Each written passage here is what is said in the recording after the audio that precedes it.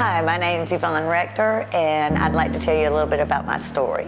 We considered ourselves to be a typical American family, parents working, raising two boys that were 8 years apart. Our youngest son, Roy, was a typical boy. I mean, he would climb trees. Bugs would crawl out of his pockets when he came inside, you know, when he was little. And he loved to hunt, fish, play football. He was always caring. He was always thoughtful. He always took up for the underdog. He cared about people. And we would stop at the store on the way to school in the mornings, and he would buy snacks to take to school for people that didn't have anything to eat or just needed something to eat. And he would I foot the bill for everybody to get something to eat, you know. Oh yeah, his grades were not perfect. He was not perfect. And like I said, he was all boy, and if you wanted to fight, that boy was ready to fight with you too. But he never really gave us any trouble. And he was always a good boy. On August the 16th, 2004, he came home from school and told me that he needed a scientific calculator for school. And I told him we'd go pick one up after supper. And he did have a girlfriend, and the girlfriend called, and he stayed on the phone and told me, you know, that he was going to stay home and talk to her. And so we left to go to Walmart to get his calculator. We were gone about 45 minutes. And when we left that night, that was the last time we saw Roy alive. When we got home, we found that he had shot himself. The question of why has always been a concern. I mean, he left a note, and we knew it was over her. I went to his teachers, his football coaches, because he played football. He was so good at football. And went to all of them, his friends. Nobody had a clue that Roy had this in mind. This isn't something that he talked about. So after that night, we were suicide survivors, my husband and I, and our other son, Josh.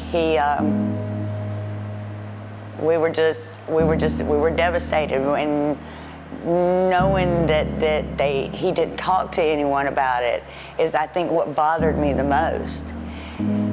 I always wanted to do something in memory of Roy, and I had thought about doing a scholarship at Louisville High School, but that didn't pan through.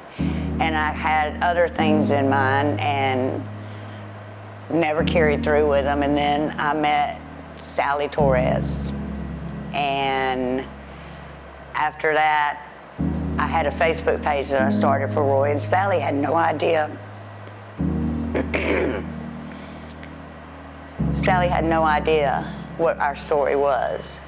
And I shared my Facebook page with her, and she called me, and she asked me. She said, "Ma, I have an idea." And that's when everything changed. I'm Sally Torres, and I'm friends with Bobby and Von Rector. She told me her story about how she lost her son, and I felt it in my heart. Now, the first year that we started our ride, we threw ourselves out there and just went around to different local businesses to try to get our sponsorship for our t-shirts and help raise the money.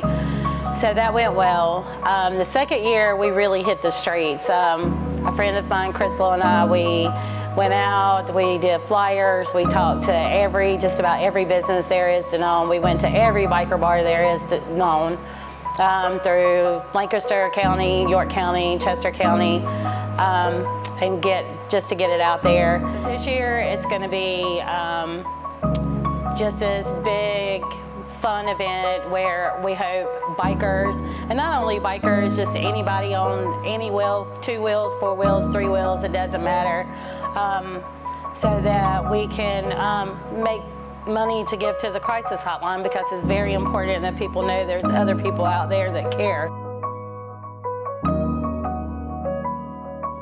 So I hope everyone will join us for the 3rd annual Roy Rector Suicide Awareness Ride on September the 24th.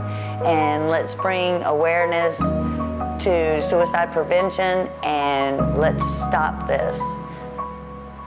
Thank you.